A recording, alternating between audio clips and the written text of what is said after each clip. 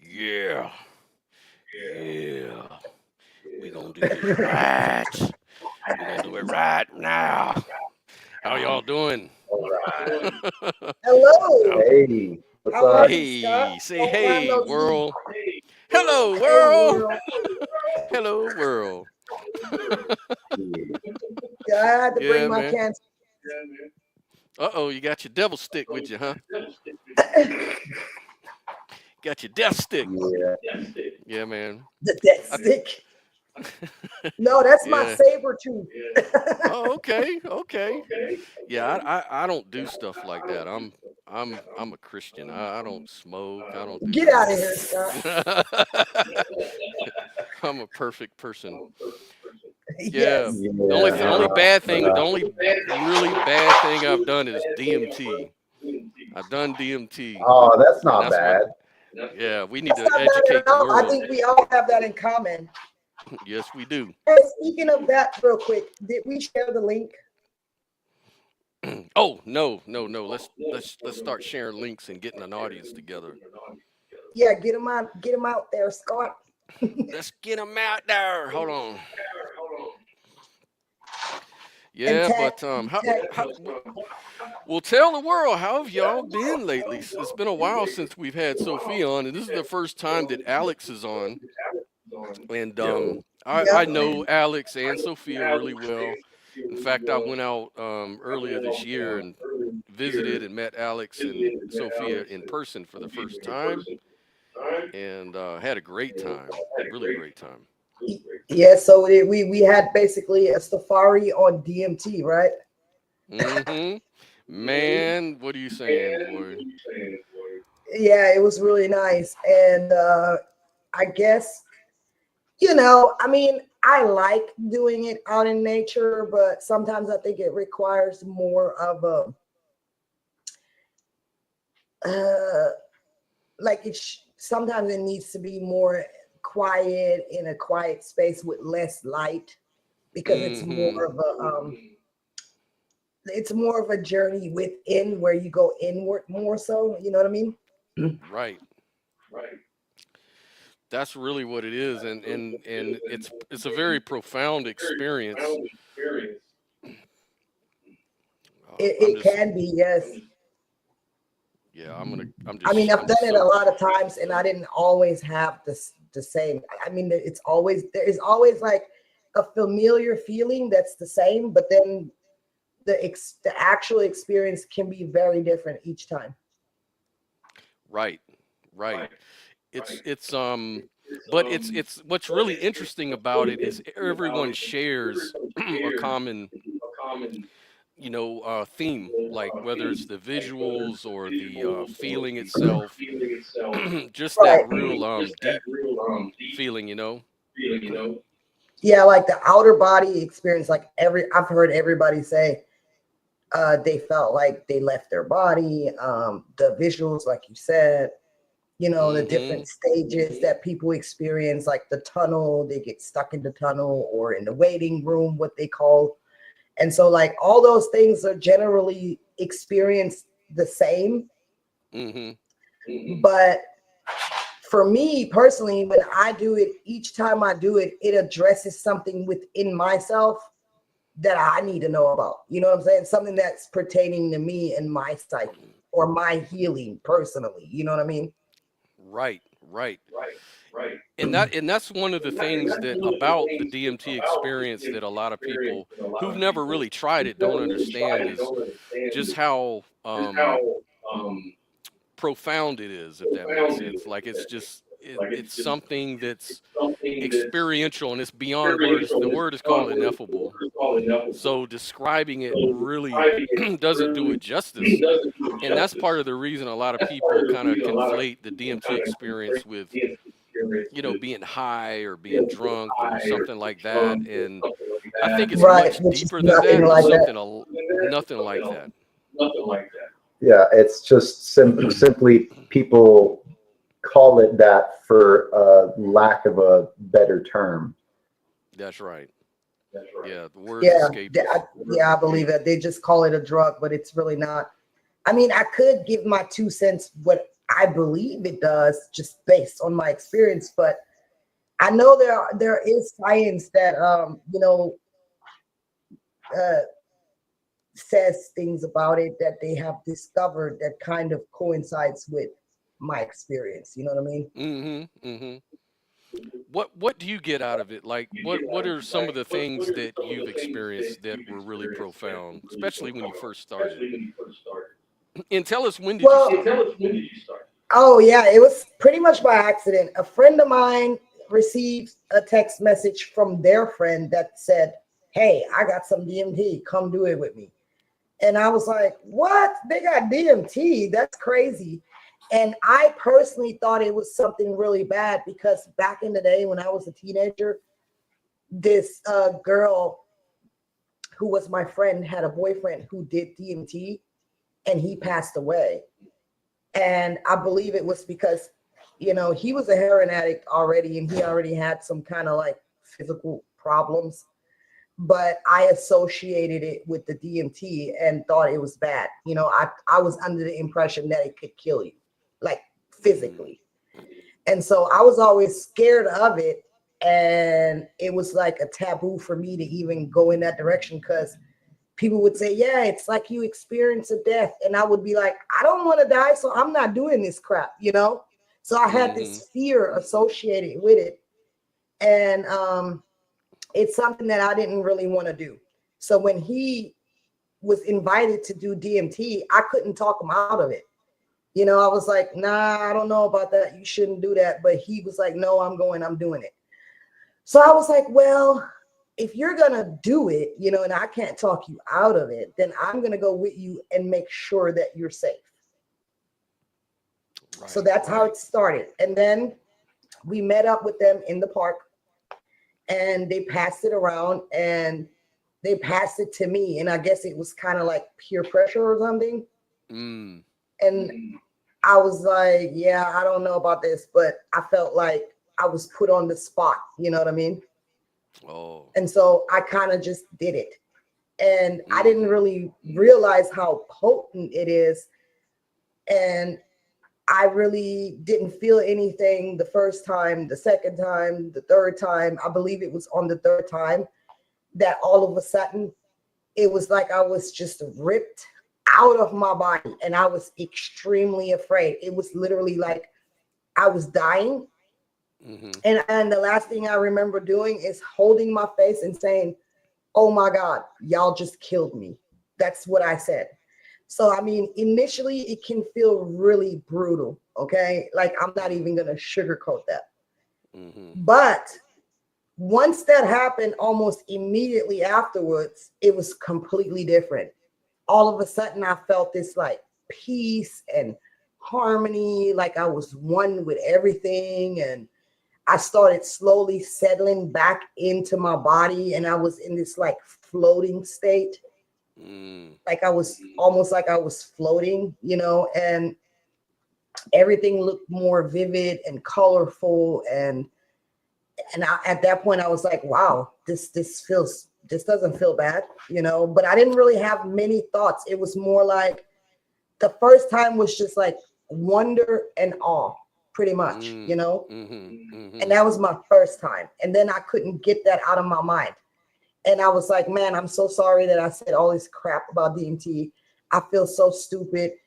I want to do it again. I want to do it again. Can we meet up again? And so then I was just obsessed with experiencing it again. And I started experimenting with it more often. And then I had more crazy ass experiences. And I don't want to keep on because I don't want to be the only one talking.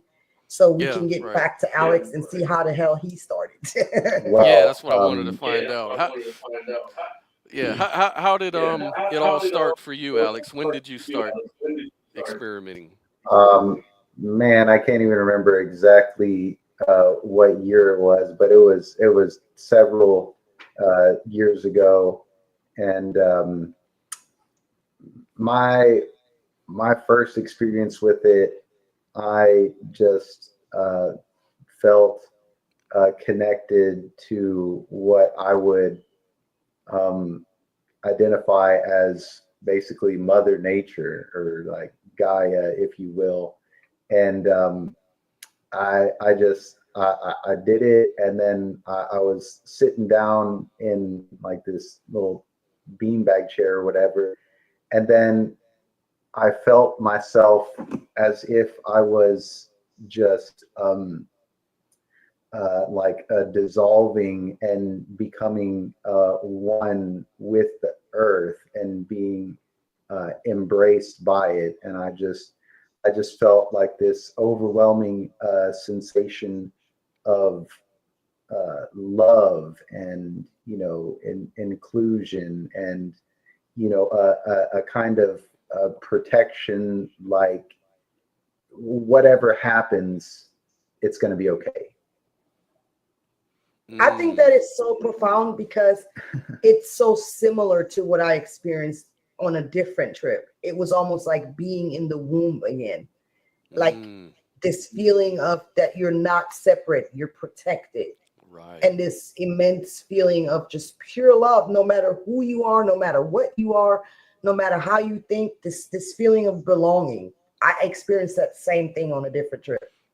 Yeah, oneness. They call it Yes. oneness. Unity. Yes. So what about you, Scott? So my experience was great because of the fact that my brother was with me. And me and my brother have sort of been separated from a very young age because he's lived a very, I would say, kind of a wild life. And he's tried every drug in the world. And so, and we met back up when I was almost 30 years old when I moved to Germany. He was living in Germany. Oh, he was too. I didn't realize that. Oh yeah. He lived there for a while. He got married, had kids, everything. Started a really good career. And the thing is, when I showed up to Germany, me and my brother linked up, and we realized, because we really didn't know each other that well. But when we linked up, we realized we're just alike. We love the same things. We think the same way. And we just partied all over the place. Like, me and my brother just hung out and did everything. And then we finally linked back up in California. This was like years and years later. Like back in 2013, he came to visit me and was staying with me for a while. And and my brother was living in LA at the time, and so he knew all the big time designer drug dealers and people like that in LA, that used to, Right. have their hands on ayahuasca and all kinds of stuff. And I was already studying about DMT, and I was really fascinated by it. So when I had the opportunity to actually do DMT with my brother for the first time, and the guy was kind of like a shaman. So he was there to actually guide us in the whole process. And it was the most profound thing in the world. Like, not just the feeling of peace. I went through the tunnel. I did the breakthrough, saw the beings. I don't even know what to call them, but they would talk to me and let me know things and just send me messages. And it was like a near-death experience for me. And when I opened my eyes and I looked like at my brother, I could see, almost like I felt like I could see his thoughts or see his mind processing. And it was like the weirdest thing in the world. I was like, what in the fuck is this? And I've experienced a similar phenomenon while under the influence of different hallucinogens, which there's a common trait between different hallucinogens. We're going to try and stay focused on DMT, but you did mention that aspect where you could you felt like you had some kind of like a psychic, like a telepathic connection with somebody. And Yes. we have experienced that as well, but like in different instances. Mm. I had this one instance when I was tripping with some buddies of mine, like way back in the day, um, and yeah, we could just look at each other from across the house where we're at, and without saying a single word, it's like we were both thinking of like the same inside joke, and we would just bust out laughing. Wow. So, Okay. But mhm. see, That's uh, mm-hmm. Yeah, go ahead. that's where DMT for me is completely different from like, LSD, for example, because for me on DMT, I know this sounds really crazy. Reality of what we perceive as reality, the material reality, Mm-hmm. looking at people, it kind of shocks me the first couple times because I look at people and to me they looked old, rigid, burdened down. And it's like I, for the first time, saw us for what we are, like wretched people who are burdened down. Mm. That's what I saw. And for me, it was like devastating because like I was like, man, this is terrible, like is this the state that we're in? It's almost like I was able to perceive the fallen state of mankind. But when I was Mm. interacting with people, who were around me or who I would run into or whatever while I'm under the influence of it, because I started kind of microdosing it for a while Mm-hmm. where I'm not like having a full trip, a full on trip. And I was still like mingling and doing things and going to the store and stuff, right? And then looking at people, I would see that, like the fallen state that people are in. And it made me feel really sad. And that's when I Mm. realized that this world that we're creating is so rigid. Everything looks so rigid and off to me, But when you go within and you have the full experience, it's like you see the beauty, how it all supposed to be, how it all is fluid and colorful and unified. You know what I mean? And Mm-hmm. here we just have these fractals of, I don't know, imperfection. You know what I mean? And Yeah. then I don't know if that's my own, like my own messed up ass mind, my own depression or something I was experiencing. But then one time I had this trip where, normally I only close my eyes and I only go within, and that's how I enjoy my trips the most. And it's mostly focused on my own healing. But then Mm-hmm. this one time I had this trip where, I was not necessarily hearing a voice, but like my thoughts were being directed. And it was like I kept hearing the words that said, open your eyes, find the beauty in in the world, find the beauty in it. And I kind of realized that maybe it was a representation of my own mind frame, that I couldn't see the beauty in anything anymore. You know what I mean? Outside, I felt like Yes. the outside was a hostile territory every single day of my life. You know what I mean? And it was like I was forced to keep my eyes open on this trip and, forced to actually look at it and find the beauty in it. And I just sobbed and cried. Like it was crazy. Mm-hmm. You know what I mean? And then Yes. it was like, it was directing me to find the purpose, even in the rigid burden, like all the crap, like not let it discourage me from basically being a light to this world. You know what I mean? Because Mm-hmm. I was at Mm-hmm. the point where I was like, excuse my language, fuck it.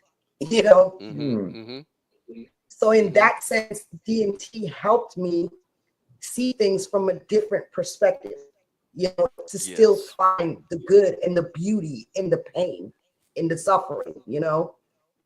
So I That's a don't know if good that even point. makes sense, but No, that makes a lot of sense because what I noticed was, like you said, that feeling of dying, like when you first hit the DMT, like my brother had to really hold me and force me to do the 3 because he was saying, you've got to hit it hard. The shaman guy, you know, his name was Scott too. And so Scott was like, you've got to hit this pipe as hard as you can.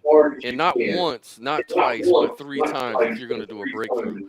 And he was like, and don't pressure yourself. If you can't do more than 1, that's fine. We'll do it again later. Like, it's going to take time. Yeah, I don't expect you to really do it. And my brother was like, oh, hell no, he going to hit that shit 3 times. And I was like, what? He's like, this is what we're going to do. He says, I'm going to put this in your mouth, man, and I'm going to hold you down. I'm going to press your chest. I want you to breathe in and where you have to breathe out, where you have to breathe. Like, I'm like, go, and then I'm going to push your chest, and you're going to be like that, and it's going to force you to inhale it. And we're going to do this 3 times. And I'm like, okay, sure. I said, no big deal, man. This is bullshit. So I was like, let's do it. So he did it the first time, and like halfway through, I was like, oh, no, fuck this. I was trying to push him off me. I was like, dude, this tastes nasty. It's choking me. And then all of a sudden, I started seeing these hallucinations, like right off the bat. And then he was like, no, get him. And then they did me again. And on the, and man, and then the second time I was like, dude, no, I'm done. I can't. And he's like, no, third time he did it again. And at that point, I felt like I'm dying. So fuck it. I don't care. Like, let's give it to me. Just give me a 4th one. Fuck it. I'm dead. You know, that's how I felt. Like, it's over. And that's dude, that's brutal.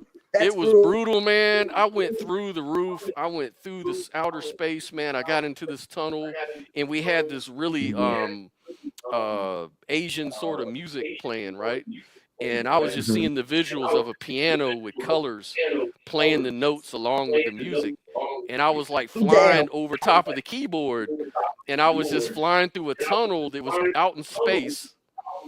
And it was like laced with keyboards on all sides of the tunnel, like the minor keys, the white keys, and they were just all lighting up whenever it would hit the C note. And it was so weird because it was showing the number and showing the you know, like the C note, the D note. Like, I was like, how am I seeing this shit? Like, I was just really confused. Like, why am I seeing the music? I'm not only just hearing it, I'm seeing it. So it was like, it was a full immersive experience of music. And that's how they kind of took me. Yeah, they took me through the tunnel with that music playing and the visuals to kind of like comfort me, I guess. But then I got into this other, then I just ended up in this other space. It was like a black room, kind of silhouette around, like kind of like a texture to it.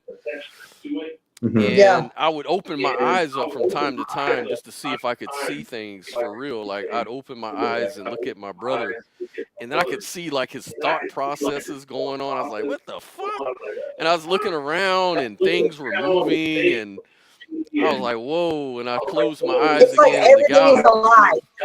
Yeah, the guy was like, look, close your eyes, man. It'll be better. I know everything looks cool, but close your eyes. It'll be better. So I closed my eyes again, and I just went on the journey. And he said, just lay back, close your eyes, and just enjoy the ride, man. Don't even try to look at anything. You're going to ruin it for yourself. So I just went back, closed my eyes, and man, it was the most beautiful thing in the world. And this lasted for about 15 minutes. Not like 5 minutes, but like 15, 20 minutes. I was out.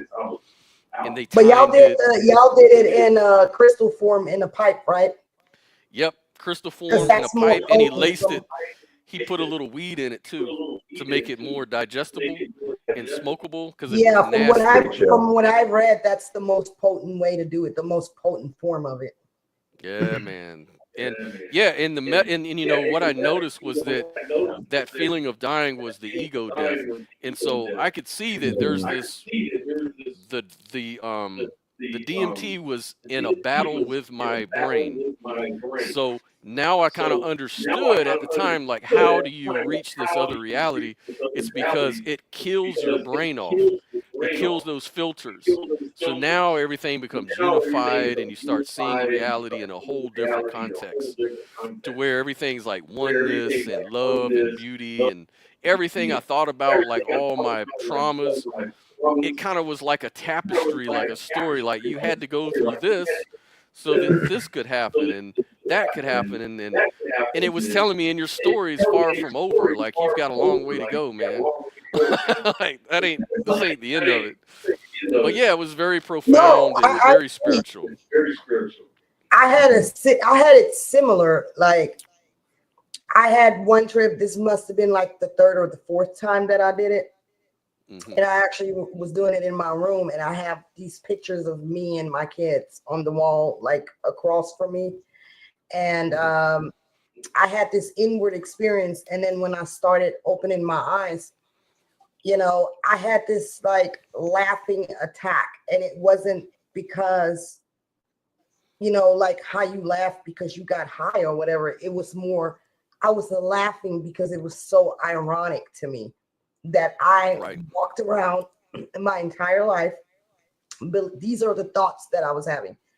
I'm walking around my entire life believing that this is me, this person on that picture that calls herself Sophia. I was like, who the hell is Sophia? Like all that shit disappeared. Individuality, Oh, yeah. the Yep. individuality that we so cling to, like I'm me, I want to be heard, I'm this person. It's like that shit went away. And I was like, what? That's nothing. That's just a construct. That's nobody. Like, that's nothing. And I mean, I know that sounds crazy because I'm not saying that I'm nothing, but it's like you just are. You are everything. And then you start to realize that you just are. And I realized that, Hmm. it's not about your individuality because the death when it occurs, the ego death, it's not like you lose awareness because you're still even more aware than you were before, but it's no longer limited to this avatar, that we have Right. created for ourselves, this identity. But you still are aware of yourself, but in a different way. You're aware of yourself being a part of it all. You know what I'm saying? Hmm. Hmm. Hmm. I You know no longer it's the see. non-dual experience, like non-duality is a religion, or maybe not a religion but more like a spiritual path, maybe. Yeah, Yeah, about or how, philosophy. yeah, or philosophy, yeah. And it's like describing reality is just really one thing, and then the mentality, our thoughts, are what really causes the separation. Because when we look deeper at just physical reality, what we call physical reality, like when we hit the desk or hit the wall or whatever, it feels solid. It is solid. It's really solid. But upon closer inspection, we know that atoms are 99% empty of anything we would call solid. It's just potentiality. That's all it is. It's just they call it a quantum field, right? Fields, and quantum fields are just potentials, like where Yeah. something could be minus versus where it might not be, based on a probability distribution, right? And so that's all And that's how it scientific feels. lingo. Yeah, and it's all like That's how it sciencey feels on language, DMT. but it feels You're that, yes. on DMT, you still are, but the materialism vanishes. You know what I mean? Yes. Yep. That's exactly how it is. And so I think that's cool that science can actually cooperate that, because that's exactly what it feels like. Right. And To me, yeah, go ahead, Scott. oh, I was just gonna say, we were having a delay, but one thing I was gonna say is that so much about science tells us exactly what DMT sort of verifies for us experientially. But, a lot of people feel like, well, how do you know that's just not an illusion of the mind or some kind of delusion or hallucination?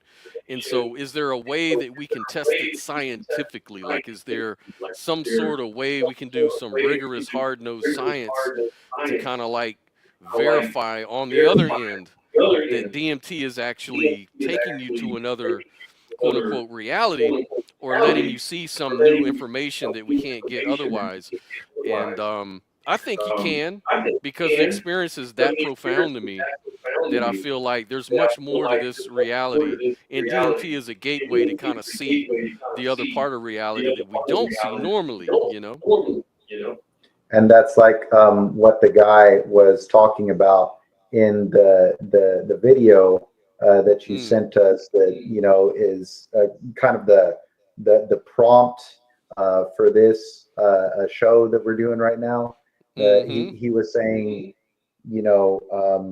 what is the common thread that links all DMT experiences, and if he could find something concrete, then that would really. So what is ClickUp? ClickUp is an all-in-one solidify the experience. Are you going to go ahead and play that video right now? I'm just queuing it up for when we're ready. You keep on talking, bro. I'm just getting everything ready. All right.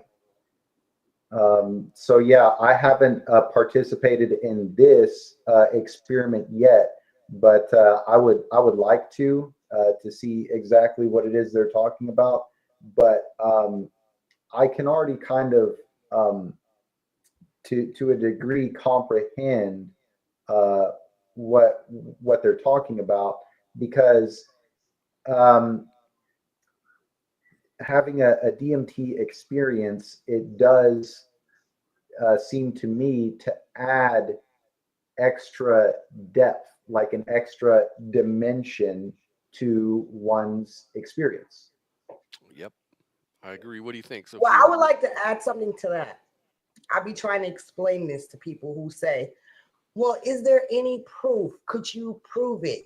Like, how would you demonstrate it? And so just a short little experience I had with DMT.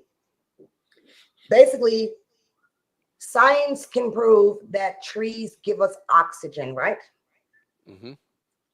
The thing is, when you do DMT, you just know that. You know what I mean? And right. It's like you understand this tree is alive, and you understand that this tree is giving you life in some form because it provides you with oxygen. And I had a healing experience on DMT where it felt like I was literally being possessed by a nature tree spirit that entered through my mouth. And then I made a vibrational sound from within. And I wasn't. They talk about the sound. I wasn't even breathing. You know what I mean? Mm-hmm. And as this entity made its way through my mouth, down my throat, I was actually very hoarse because I was just getting over some cold. And my voice was practically fucking gone. I'm not even gonna lie. Like, I couldn't barely get a tone out. And as the trip was going on, this tree spirit or whatever, it to me, it appeared to be a tree spirit, but it was more like a silhouette or a smoky type of being that was alive, and it was natural, and it felt natural. It felt nature-like.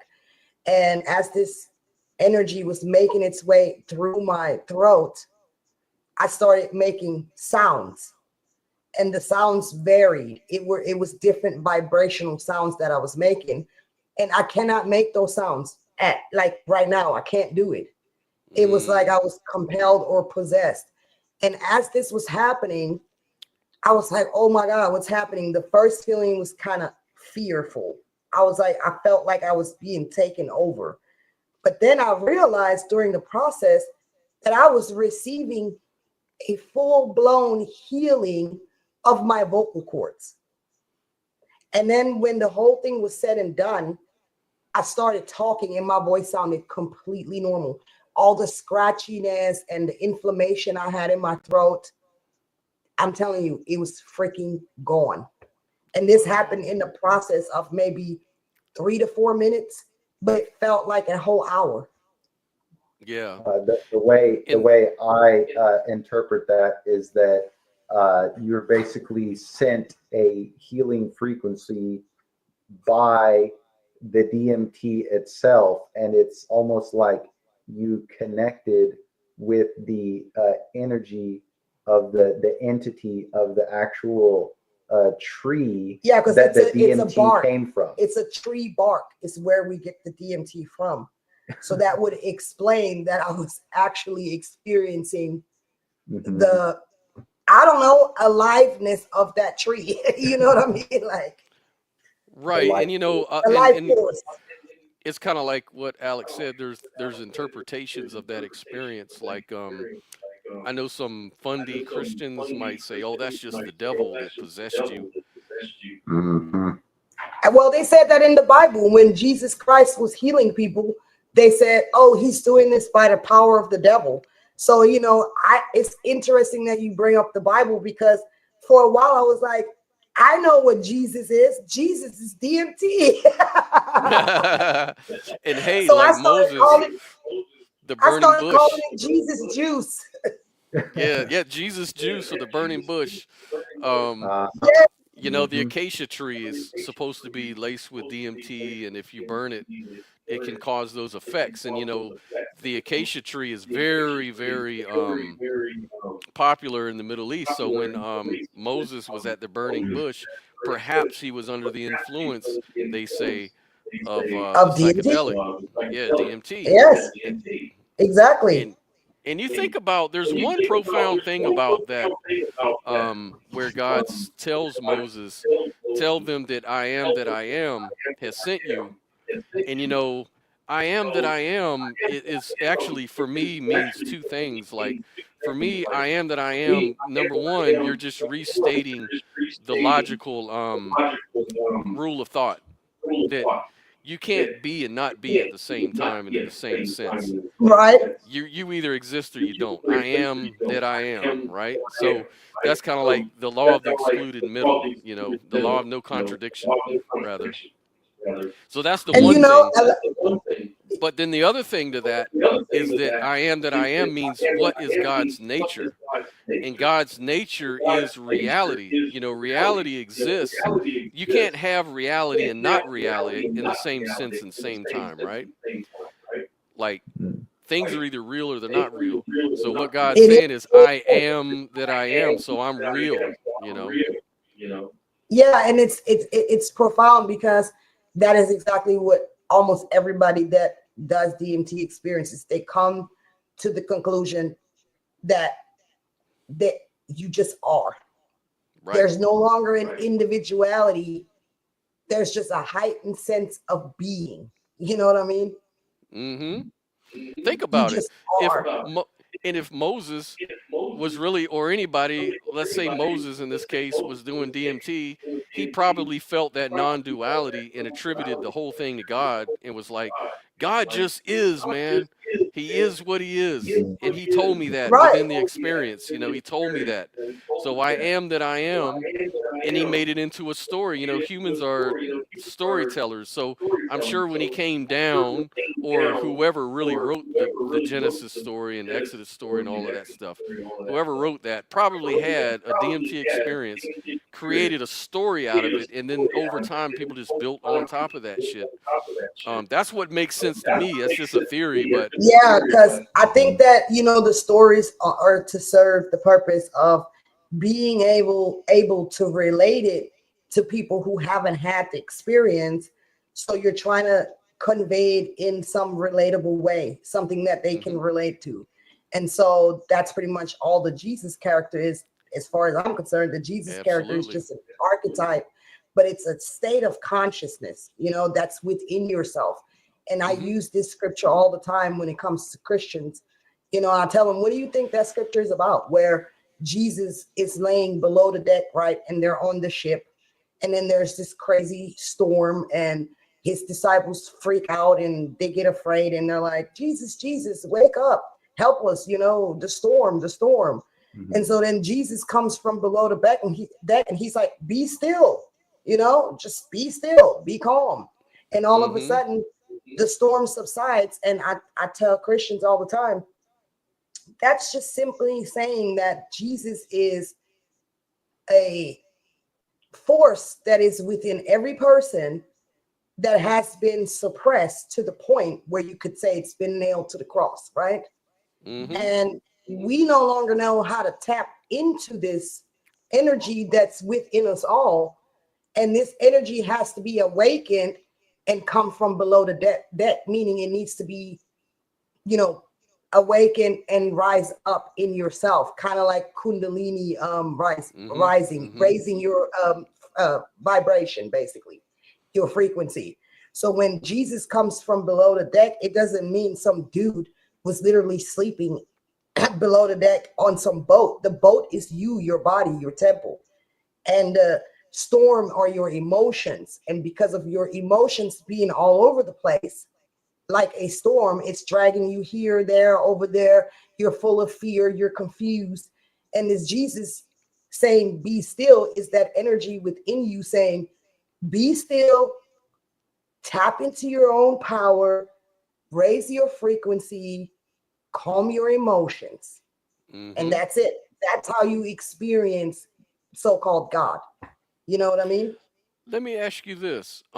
Before you did DMT, you know, we all have challenges. Like I've had challenges with like temper, or challenges with patience, or feeling offended, you know, easily offended, or easily, you know, my feelings hurt or whatever. After my DMT experiences, though, that stuff kind of subsided. And I sort of like, after that, kind of like was able to view myself in a less important way, if you will. Like, where it doesn't really matter. A lot of things I thought really mattered just didn't matter anymore. And it helped me kind of grow up a little bit. Did you experience anything like that, guys? Like, have you guys experienced a change in your overall character or personality from it?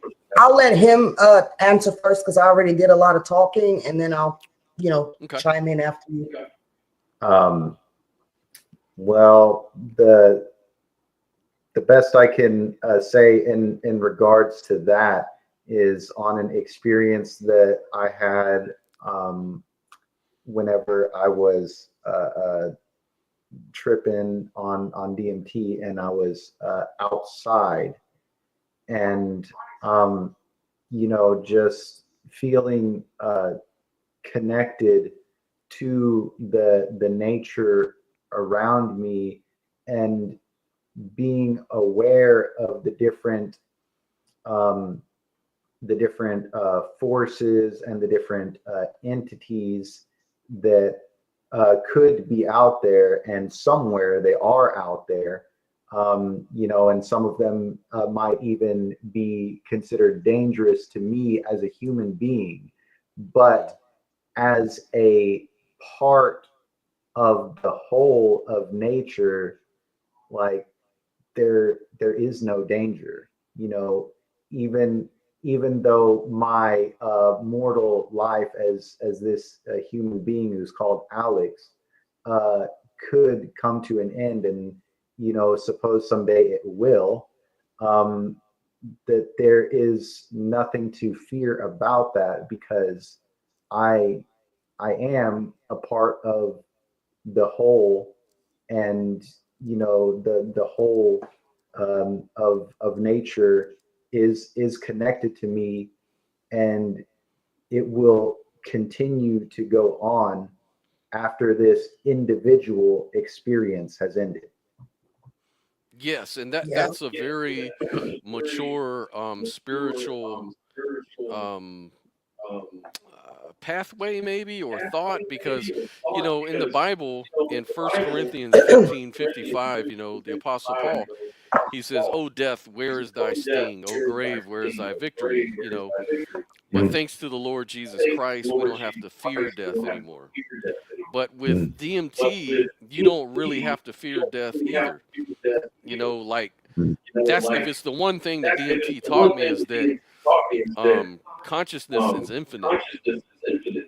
Right. You know, if you think about it, because now I want you to expand on that, because I have my own philosophy about that. There's a lot of different ways to take that and look at that, and it all makes sense. But I want you to say it. Yeah, go for it. Yeah, I would definitely like to expound on that, because I have my like yeah, like, okay, it's really crazy. And for the viewers out there who may see this, like, don't just write me off as crazy just yet. But anyway, so basically, I always had a fear of death because it's the fear of the unknown, right? We don't know what's going to happen. And so in society, we're basically trained to disassociate from it. Well, when someone dies, it's like, yeah, that person died, but I didn't die. We kind of automatically disassociate ourselves from it, right? And we're not really taught to integrate death into life as a natural occurrence, right? We bury the dead somewhere else. We disassociate ourselves from the dead. You know, it's like it's something else that has nothing to do with us when that's so far from the truth. It's like there's a very thin line, how they say, between love and hate. Same thing with life and death. There is really no line. It's like they are intertwined. It's like they are different stages, right? And what made me realize that is I always been a person that was somehow different, right? And I didn't really understand what that was. And so some people call it a gift or whatever. I don't like to call it a gift because I call it that. I think that everybody has the potential, you know, and I think that I only saw my own potential because I had to through abuse, right? But, you know, that's another story. I don't really take credit for it like that. But anyway, when I started dealing with DMT, all right, I've heard people say it's a death or it's the same consciousness as death. And I didn't really know what to make of that because, again, we don't know what death is. But I now have come to believe that DMT definitely is got to be the exact same consciousness as death, which is another state of consciousness. And so the reason I say that is because the day that I first discovered DMT and did it for the first time happened to be the same day that my dad started dying. And I didn't know this at the time, but I found out a couple days later that he actually almost died the same day that I was introduced to it. And then they brought him back and stabilized him and his vital signs came back. Exactly how I felt. I was ripped out of my body, felt like I just died. And then I started settling back into my body. And during that same exact time, he almost died. So for me to be on the same frequency as someone who's that close to death, it was like it was happening to me simultaneously. You see what I'm saying? And he was almost dead. Well, then I continued to experiment with DMT for a couple more weeks, and his dying process continued during that time. You see what I'm saying? Yeah. And then I had a very profound experience after maybe like 4 or 5 trips or whatever over the course of a couple of weeks. And I found out later that that night when I had that experience, he actually passed away. But not only did he pass away, right before he passed away, he said my name. So during that moment, I had an experience where my dad's voice or whatever got into, like, it just popped up in my mind as I was doing the DMT trip. Wow. And he said to me, I love you. I was the one who was wrong. I did it all wrong. I realize that now. Stop beating yourself up. Please continue to live your life. You know what I'm saying? In a positive way. It wasn't your fault. It was not your fault. I screwed it all up and I didn't realize it until now. And so I had that trip and I did it with a friend of mine and I was telling him about the trip. And I said, you know, for the first time, because of DMT, I forgive my dad. I don't hate him. I feel like I just made peace with him, you know? And then I woke up the next day to an email from my sister telling me my dad passed away and that his last words was my name. So that's how I know that DMT definitely puts us on the frequency of death, right? And that death is just another state of consciousness. So when he passed away, he wasn't gone because he connected with me, his daughter, you know? And I would not have been able to perceive that without the DMT that put me on that frequency. You know what I mean? Right. So it has to be. It has to be. So that's the first thing. And then one last short thing. Since I've been experimenting with it more often and had several experiences, I feel like I've been connected to either people who have died or people who are close to death, because I started having really trippy experiences. I told you over the phone about that one, but I'm just going to repeat it for the sake of the show. My son's dad's nephew passed away. And I didn't know that. So I woke up one morning and I tell Alex, man, I had a weird nightmare or something. I don't know what it was. And he was like, what was it? And I said, I don't know. There was this like man who looked like he was in distress, but he looked blue and he had dreads. And I don't know why he looked blue. If it was some kind of alien, you know how people talk about the blue ones and the different alien races that supposedly look blue and shit. And I was like, am I seeing aliens now or what? You know, I didn't know what it was. So anyway, the same day, a couple hours later, me and him were door dashing and stuff. And I was going into this restaurant and I get a phone call from my son's dad. And he tells me Lorenzo passed away. And that was his nephew. And we named my son after him.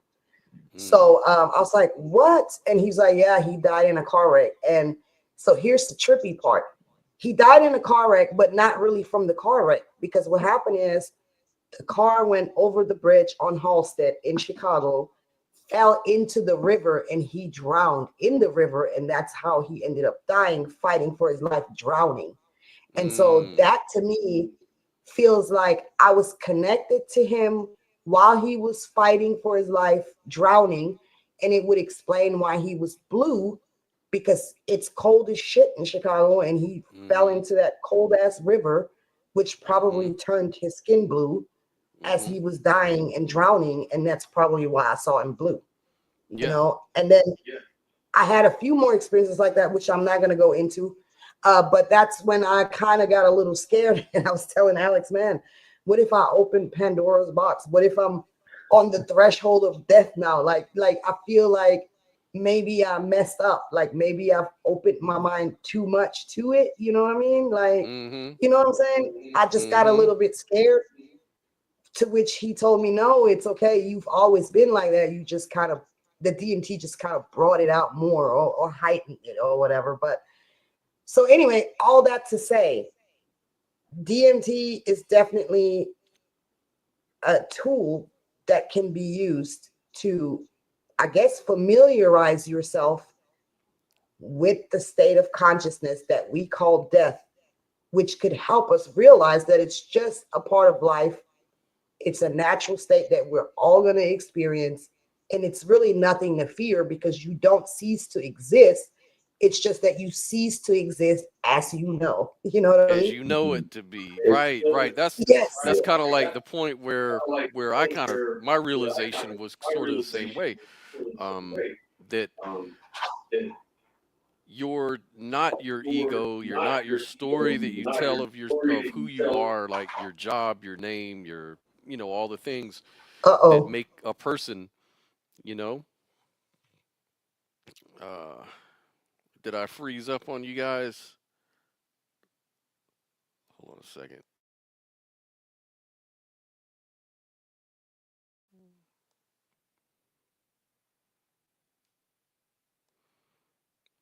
Can you hear me? I think we froze. You guys froze on me. Oh, here it goes. There you are. Yeah, here we go. What is this? Yeah. This just popped up. Oh man, that's Google. Google doing some weird shit. Oh, really? Like, I haven't seen this. Look, I haven't seen this picture of me in so many years, but apparently Google has this picture of me and is attaching this picture to people who have my number automatically. Oh my God. It's kind of weird. And that just popped up on my phone. Yeah, there's a lot of weird weird things going on these days in general, man. But Yeah, I disagree with you. Pretty much that DMD is teaches me that there is no self as the way we understand it. Really, there's just an experience, period. Like, experience is kind of like the stage in which your thoughts play on, right? And this experience. But what do we call the self? That's the thing.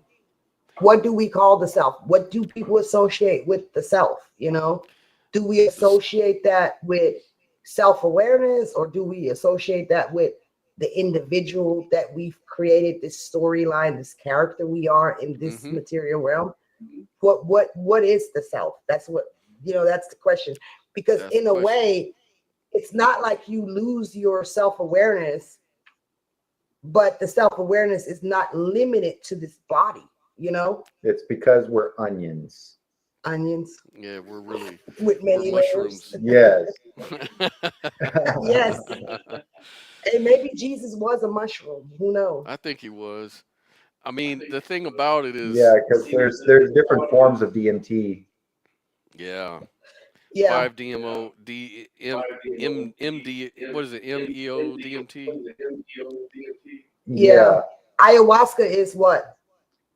No, It's got DMT ayahuasca in is. Yeah, ayahuasca is DMT with an MAOI, which is a monoamine oxidase inhibitor, which prevents the digestive enzymes from breaking it down, and that's how the trip can last. And that's why you can hours. ingest it, whereas you can't do the mimosa. Because if you ingest DMT by itself, your digestive enzymes will break it down, and then it doesn't actually get into the bloodstream and cross the blood-brain barrier. That's why you have to use chemicals to separate it, which then. Yeah, the MAOI allows it to be absorbed into the bloodstream and then go to the brain. Yeah, man, that's right. That he's very right about that. I've read about all this blood barrier, the brain blood barrier, and how that protects us from being poisoned and stuff like that. And yeah, but I agree 100%. And I think on the topic of living forever, the self living forever, I think that depending on how you define the self, it's temporary, because it's just it's the output of a thought. It's like your story that you construct for yourself.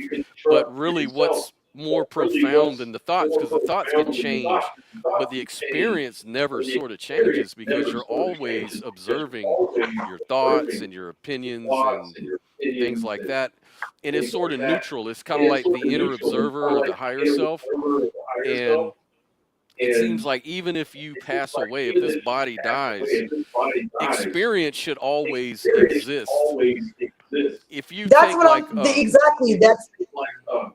Yeah, because the thing about I lean towards like a more idealistic view of reality, like a naturalistic idealism, where I don't know if you're familiar with that, but it's basically the idea that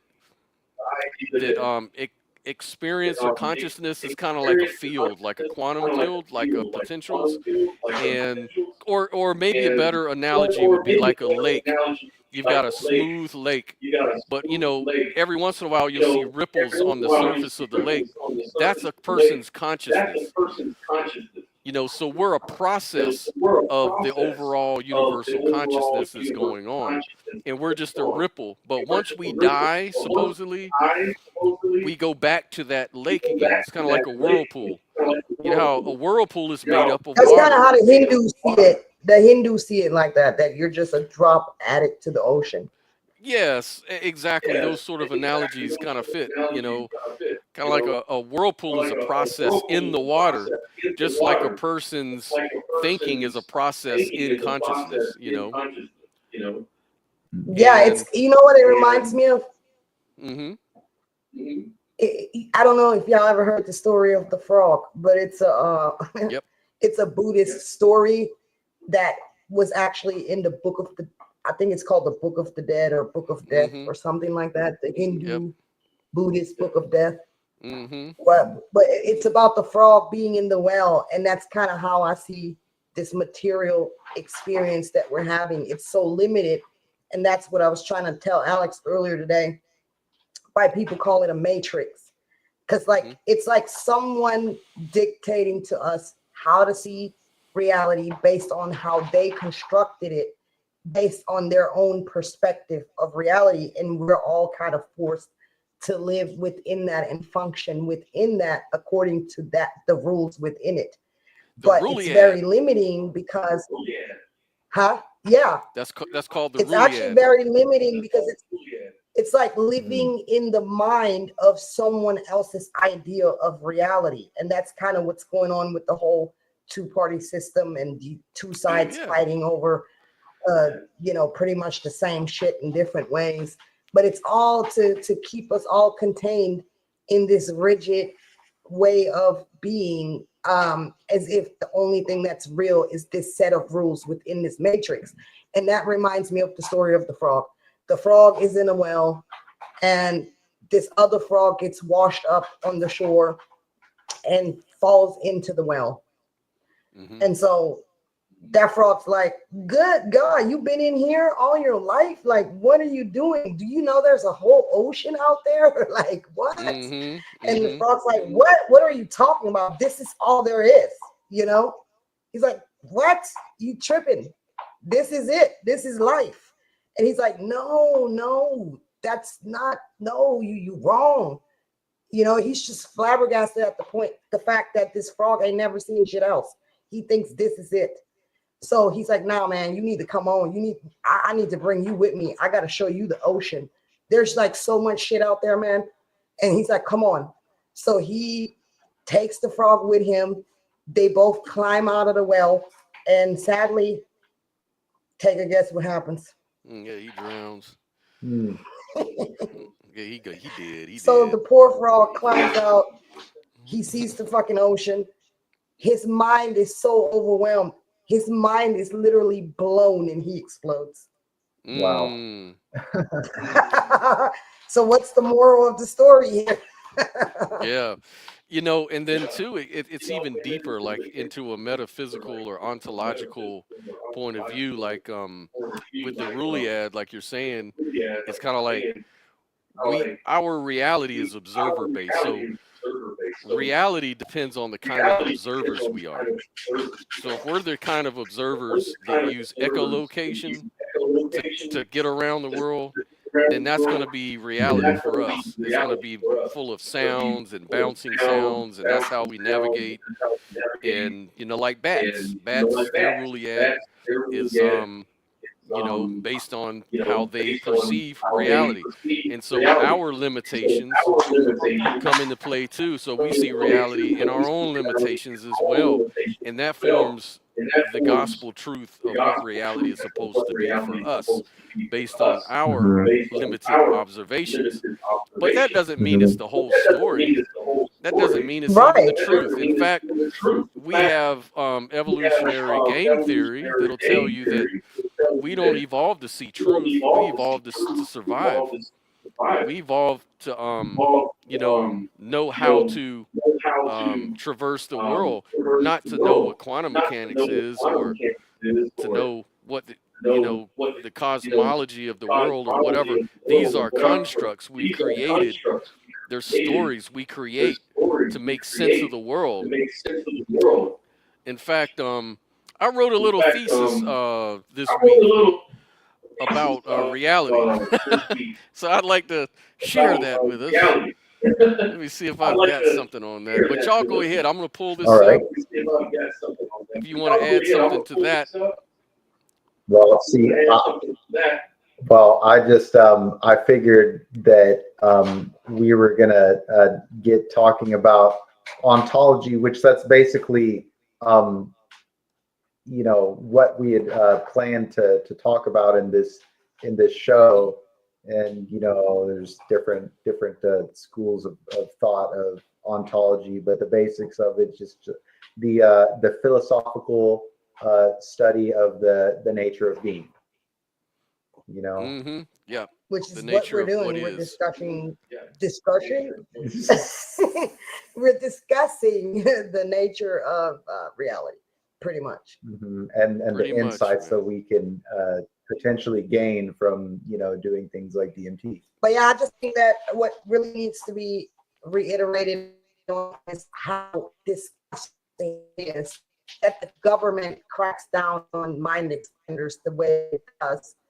You can get crack for $5 on every corner. You can get alcohol on every corner. And, it disgusts me that these drugs who put you in a low frequency, low mind state are so easily accessible, and ruining society. But you're going to crack down on freaking mind expanders because that's what they are. Even Right. DMT, because it expands your mind to be able to understand the concept of death, which could help us actually live more fulfilling lives and be able to pay for it, and not have to run because we're going to die today. We're in a race with itself because the third, I'm gonna miss out because I'm gonna die. And it's like the precedence of the tone that it sets for how we live in society is horrific. And I think it's horrific. And I want to call government that Uh-oh. how experience. We kind of had a technical difficulty there, so hopefully Sophia will be joining us back in a minute. She'll call back. But yeah, I kind of wanted to share that little thesis I had about this because it kind of relates to kind of explain better what my view is. But here she comes. So let's put them back All on. right. All right, here we go. Here we Yeah, go. Here that's we the go. government that just cut me off, just so y'all know. Yeah. Government didn't want to hear that. Yeah, That's man. that's a common thread that links a lot of my trips. Is I will have thoughts about nature, and I will have thoughts about the establishment of so-called civilization. Because I mean, yes, we are communicating on a medium that is only possible because of like the technology that was developed in the context of civilization. But at the same time, there are fundamental flaws in the way that civilization is structured, and the execution of it that are just in conflict with the way that nature is. And I feel like that has a lot to do with the feelings that you, Sophia, have, like whenever you have these feelings of like grief, and how certain things are just off-putting. It's because of that conflict between civilization and nature. Yeah, that's right. And it's also just being mindful of the fact that, like, science and really our everyday life is based on what works. Like if we run an experiment, we make a prediction and it works, like it verifies the prediction, and we can do it over and over and over. We call this facts or reality, right? And so we build on those things that work. But because something works, we doesn't mean it's the true ontology. And we can see that in other aspects of life, like cause and effect works, right, in our everyday experience. But if on the quantum level, cause and effect doesn't work in the same way that we describe it in normal life, so it's kind of doesn't make a lot of sense. So it kind of holds to me that reality doesn't really share our biases and what works for us, and we build our knowledge based on what works, and then find out later that, well, under this situation it actually doesn't work. Like the flat earth paradigm works for making certain measurements, right, about the world, like how long, how, you know, distance, measuring distances and things like that. But on a grander scale, the flat Earth thing just falls apart because we don't really live in a flat Earth, right? So it's like that with everything. It's like the more we learn, the more perception we get of reality, it has to change depending on the context. And so really, what is reality? We have it wrong all the time. We just know what works in our experience, but what we experience may not really reflect the fullness of reality, you know? And DMT kind of shows you that. It kind of shows you that, you know, all this separation, this idea about me versus him, she versus me, this and that, all that stuff is kind of meaningless when you shut down your brain. Certain aspects of your brain shut down, then it just opens up a whole other way to look at reality, you know, and that's what I found fascinating too. But it also, it really confirms that. I think it also, right, but it also shows us that, I mean, I guess that's the same thing you're saying, but it kind of shows us that there is some type of universal or something that's true, because you can tell by the fact that people who do DMT collectively experience some of the very same things. Like the guy was saying in the video, he was talking about the laser beam, and then when he looked at it while he was on DMT, he could see like what appeared to be codes within the beam, right? Yep. And he was telling others about it, and then when they did it, they saw the same thing. And the only thing that I'm not so sure of with that is he's trying to say like it's some kind of alien code, and I was saying, well, what if it's just the laser highlighting the information that's in the ether, the thing that people refer to as the Akashic records, for example, where all information of the past, present, and future is just stored in the space within, you know? And so and what if that infrared, what if that infrared light highlights a portion of that? You know what I mean? All the information that's stored. But either way it goes, he made a really good breakthrough point, which could actually help science, because it's a repeatable experiment. And he's tried it by now. What did he say? 980 people. Oh no, I don't know about. Let's watch the video. Yeah, something like that. Let's go ahead and take a look, and we'll start dissecting it. Let me get it going here. We'll check it out. And by the way, this is by Danny Jones' channel. Like and subscribe to his channel. It's a really good podcast. He's always got some deep shit going on. A tear in the fabric of reality. You found a way under the map, so as people that play video games would say. I get that's a really good way of putting it. Yeah. Can you first of all explain exactly what you discovered and how you discovered it, and then we'll kind of like we'll sum that up. Then we'll like start from the beginning, sure, and then go through like a linear fashion of how this all happened. Okay, so in short, I basically discovered that there is a way. There's this phenomena on DMT that a lot of people experiencing similar things. Emphasis on similar, like very similar, but similar. And I asked, because I've done it so many times, I asked myself, okay, wait a second. I don't think there's any possibility at this point for me to believe that this is somehow mind-made, whatever we call mind-made, right?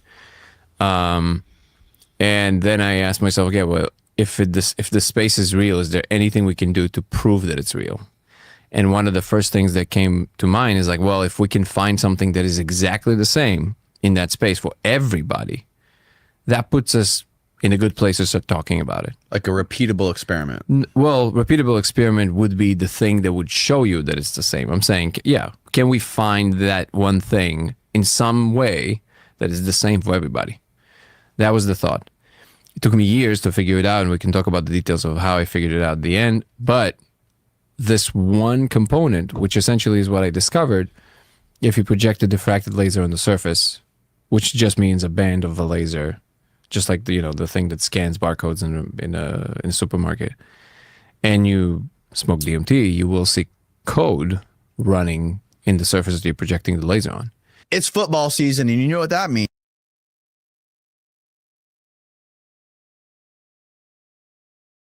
So I'm going to go ahead and pause it there for a second and let you guys comment on that and cue up the other part.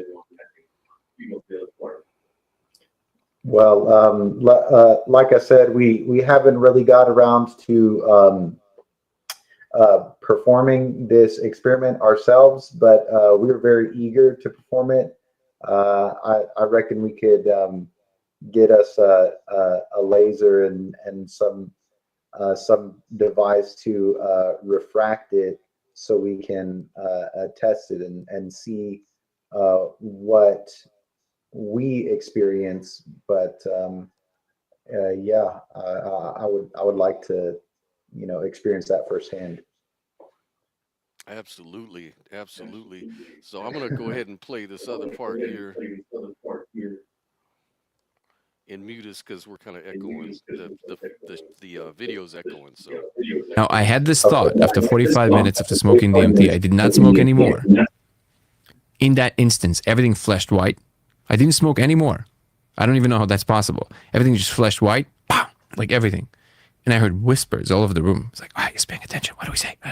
Like, now, it wasn't English, but it was, I understood that that's what it was, right? I was like, and then a frog dude appeared right next to me, next to my bed, and he was as real as you. He was tangible. He was coherent, in space, standing. And in that moment, I was like, okay, I think I really did it this time. I was like, I was just staring at it. I was like, and then he basically, the whole room pointed at my guitar.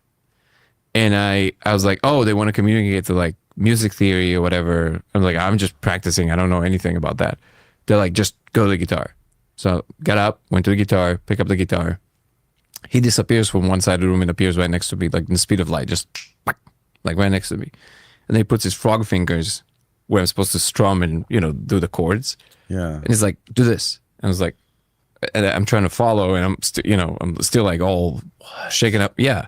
And I'm like, so I'm trying to do this. And all of a sudden a melody starts to come out, like actual music. Slow because I'm following slowly, but it's like, clearly this is a thing, right? And he's like, you don't know how to do this. I'm telling you how to do this. This is real information. I'm real. And I was like, I was just frozen. I was like, oh my God. And then in that instance, the only thing that came out, I just in the other room, I had an Airbnb guest.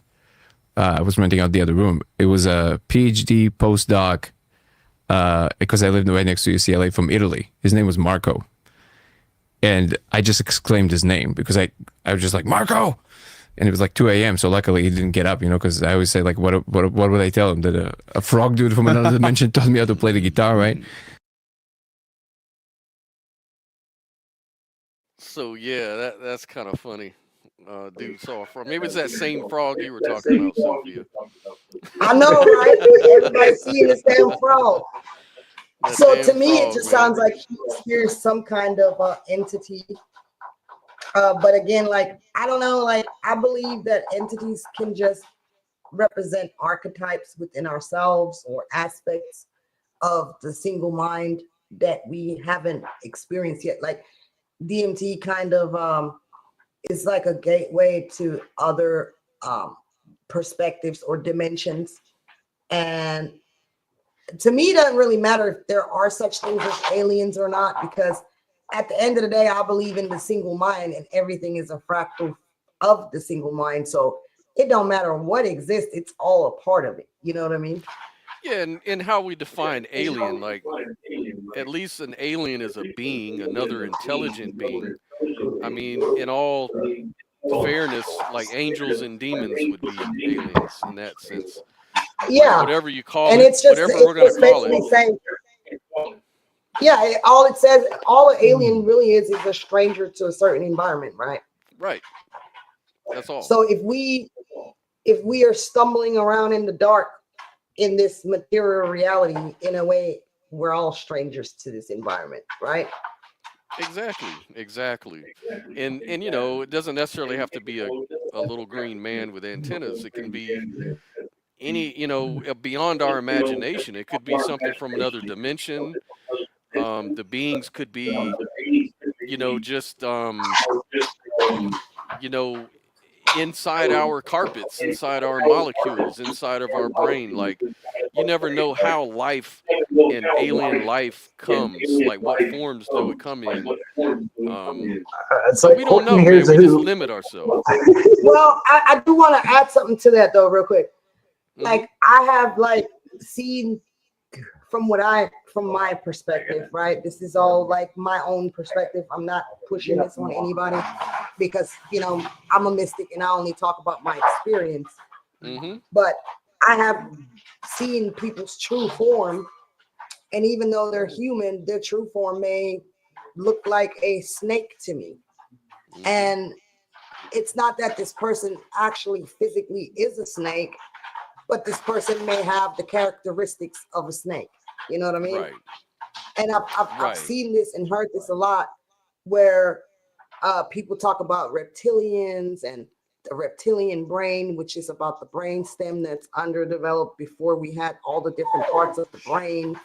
And so, like, perceiving the nature of something in a way that our brain forms a mental picture of it, it could, shit, I can't concentrate with her doing that.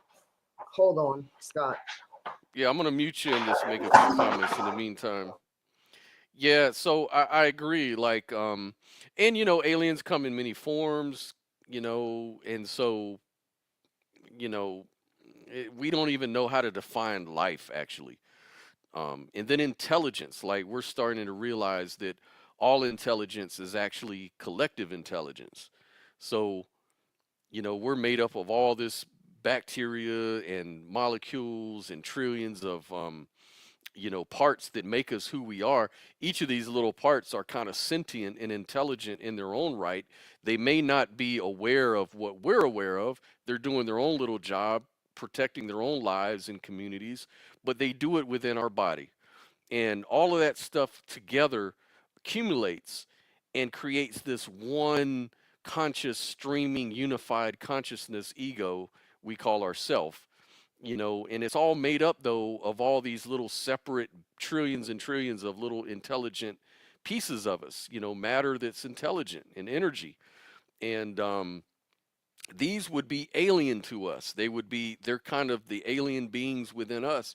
And then we think about AI, like with these computers, if they become intelligent, truly intelligent, they become sort of like an intelligent life, as we're told. So there's a lot of different ways to define these things that don't really necessarily entail, kooky conspiracy theory sort of tinfoil hat sort of things. If that's something that's a stumbling block for you, there's a lot of different ways to actually talk about these things, like aliens and beings, and life and things like this. It's really deep. Yeah, it doesn't necessarily have to be ET phone home Martian type shit, Hmm.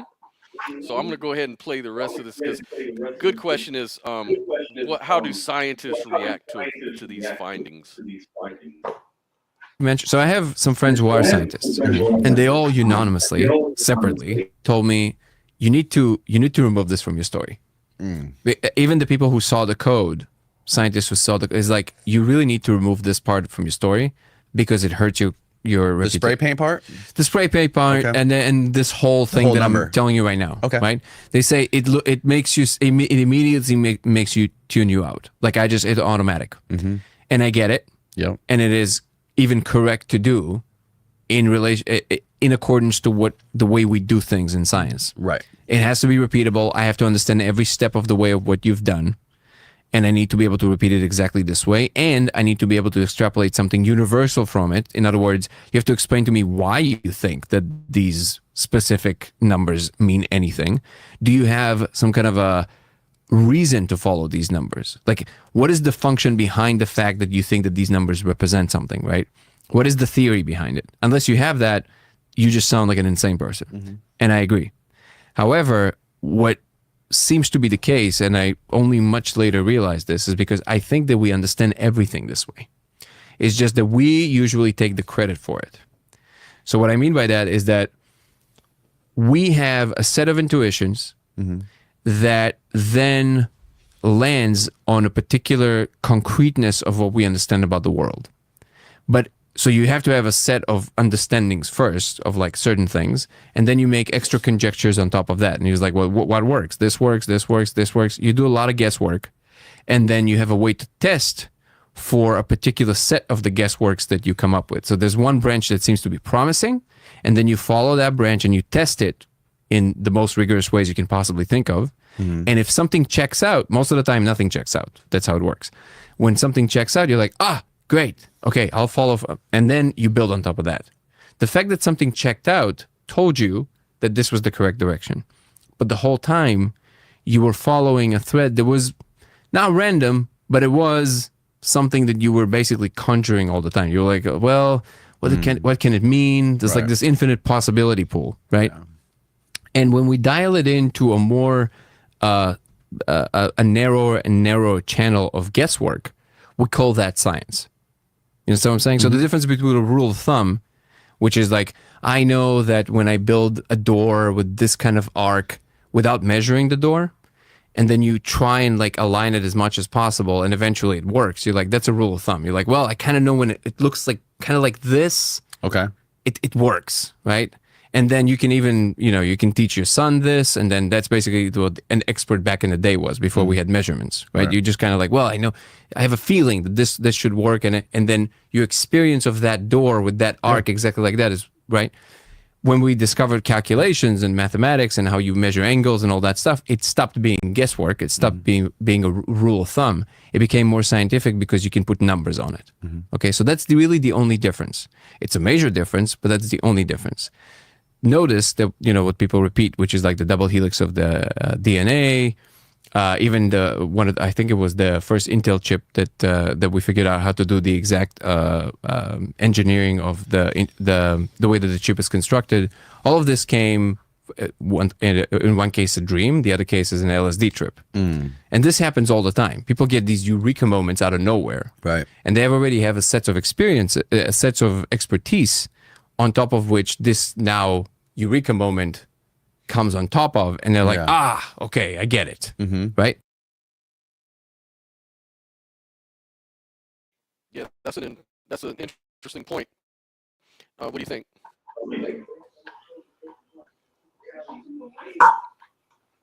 Yeah, go ahead.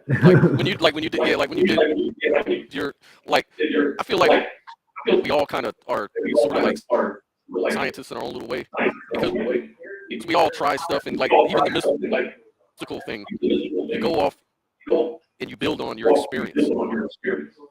So it's kind of like with DMT, you kind of build on some of the things that you experience, and you kind of put things together based on what you already know, what you're already taught. And sometimes it'll discount all of the stuff that you once thought was true, and it'll say that those things aren't true. Like say separation, for example. Like we're talking about the non-dual experience. The non-dual experience is, I can't deal with different. this voice anymore, Scott. Scott, are you realizing that you have an extreme lag and sounding like Mr. Spock over there? Hold on. Oh no, let me reboot that again. Hold on. Yeah.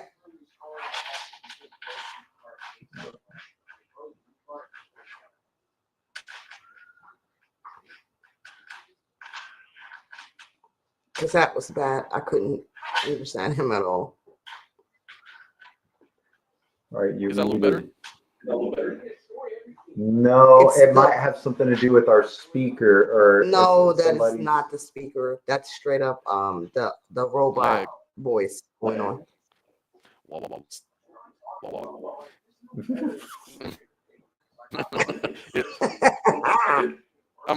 hope I won't have. I'm gonna reboot my whole computer, so I'm gonna play this video and let that play while I'm rebooting. Yeah, do that.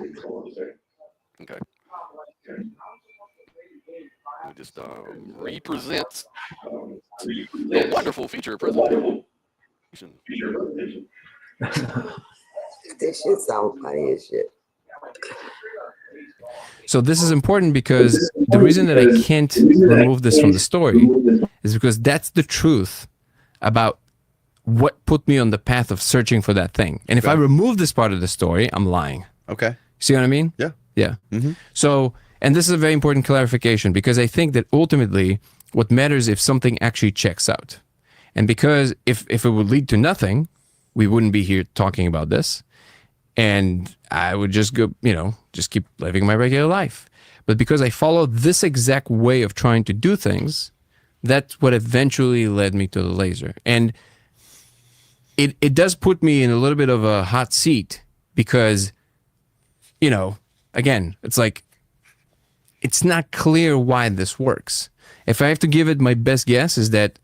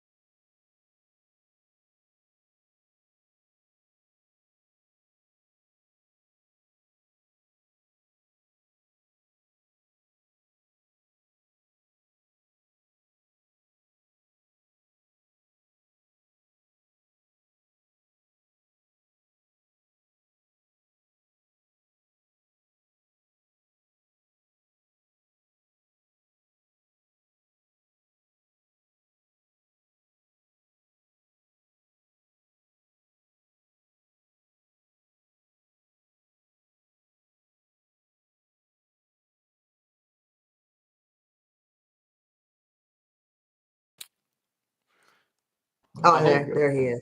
Hey, I hope by rebooting I didn't kill the stream. I think the stream's still going because it's still counting. Yeah, it's still going. I think I killed the video though. Yeah, it's okay. Just resume it where you left off. All you right. like. Yes.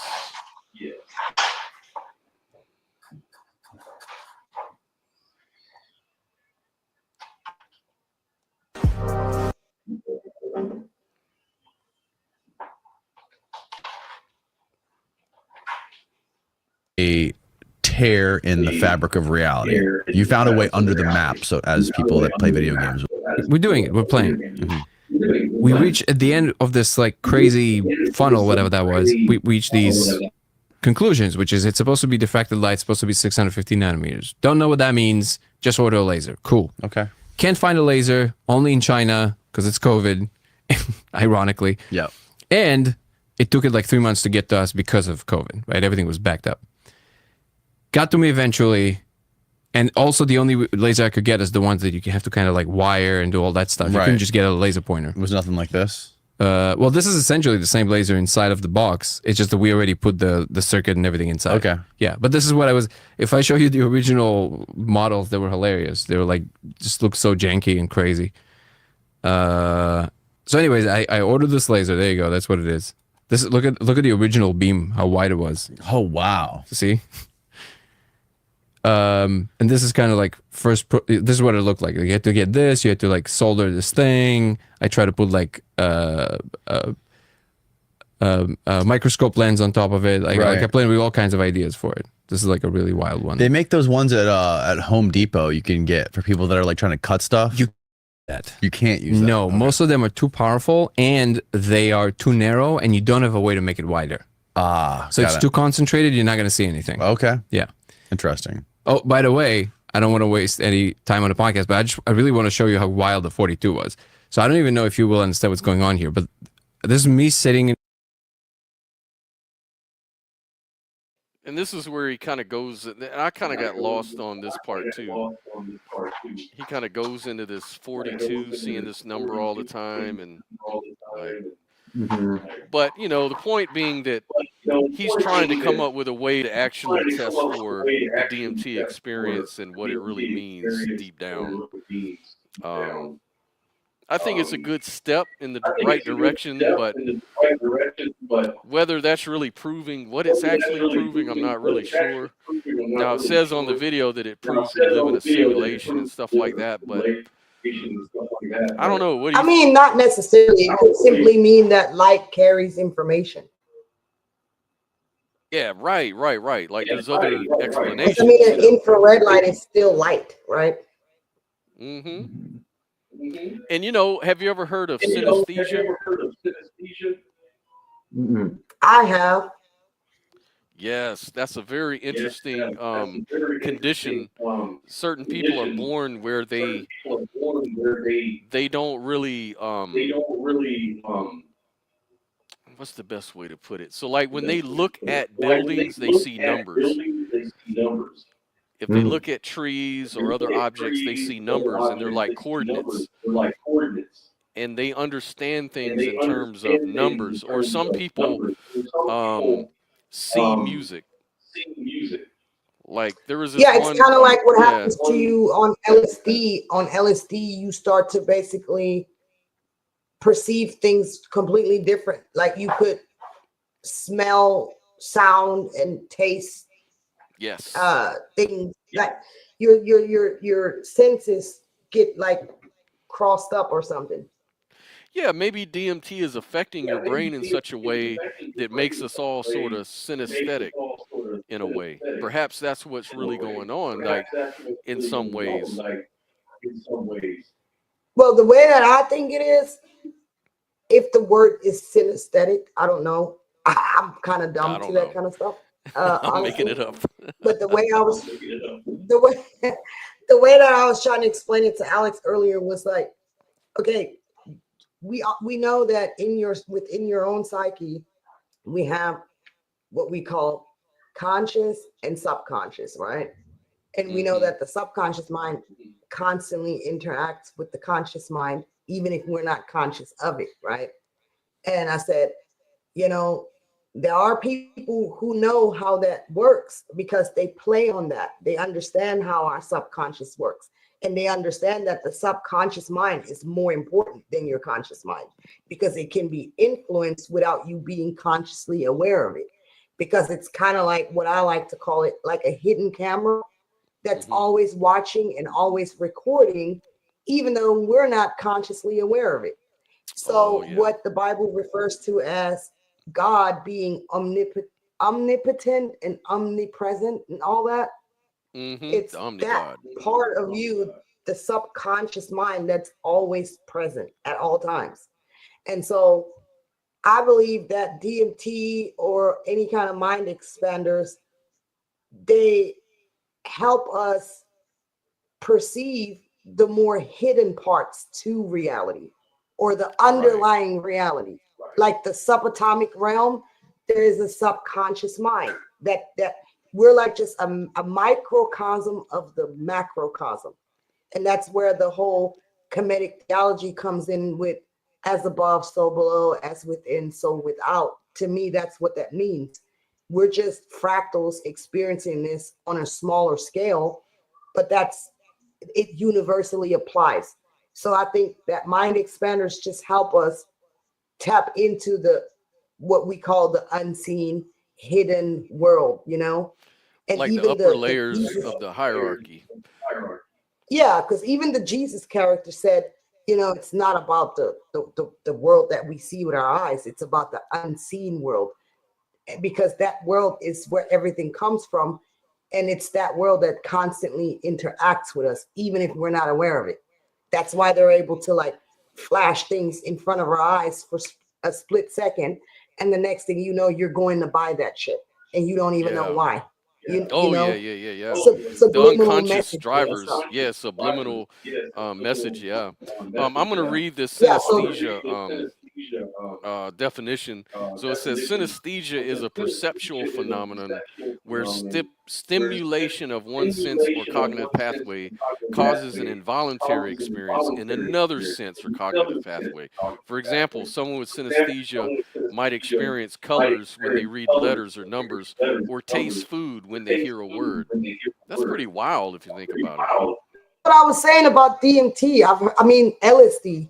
I've heard people say that on LSD, solid things all of a sudden they experience it as liquidy. That's where we get like liquid drum and bass or liquid electronic music, the term liquid, Mm-hmm. because you start to experience what solid as liquid and everything's like flowing with like Mm. into each other. Or some people experience smell at, I mean, yeah, smell as taste or whatever. You know what I'm saying? I've heard people Yeah. say that. Yeah. That's what the I mean, definition was going into. I don't think I ever experienced that. I experienced the liquid, you know, everything material became liquid and colorful, but I never experienced any other kind of synesthesia. Right, right, right. It's just a fascinating thing that kind of shows you that the brain is capable of experiencing reality in a whole different way. And that's the whole Yeah. point that we're trying to get at, is that, DMT is like a portal to experiencing reality in an abnormal way, not a bad way, not a, I would say for me, a very good way, but, it Well, just I is don't what it know. is. I don't know if I would use the word abnormal. What if we've been trained to not see it in that way? You know, what if we were allowed to be, naturally evolved, like let's say colonization didn't happen and the Western ideology wasn't enforced all over the world, not to sound like a Marxist or anything, I'm just saying, theoretically speaking, if every species on the planet was allowed to just naturally evolve, who's to say that we didn't experience reality completely different or I develop think we completely would. different? Because, Because the thing about it is we're storytellers by nature. So our story might change, but it would still be a story, because that's what we do. As humans, we tell stories to kind of make sense of the world. And so without colonization, without some of these things that we've come normalized into, we would become normalized into another alternate reality. And then, because like we're saying, we're building on what we think we know, we're building on our stories. We didn't have that story, it'd be a whole different reality. But we're calling this experience normal, and we've been integrated into this Yep. sort of system a long time ago. So it seems to be normal for us. But Right. I just sometimes get upset by that, because some people are actually in tune with a different way of life. And it's almost like, I don't like feeling forced to conform to the way of life as it's been dictated on this, how could I explain it? Like, somebody help me out. Like, that song "We're All Living in America" by Yeah, Einstein, where you see the Africans with the Coca-Cola and they're drinking this shit too now. And it's like, what his point is that everybody's turning into America, and yeah.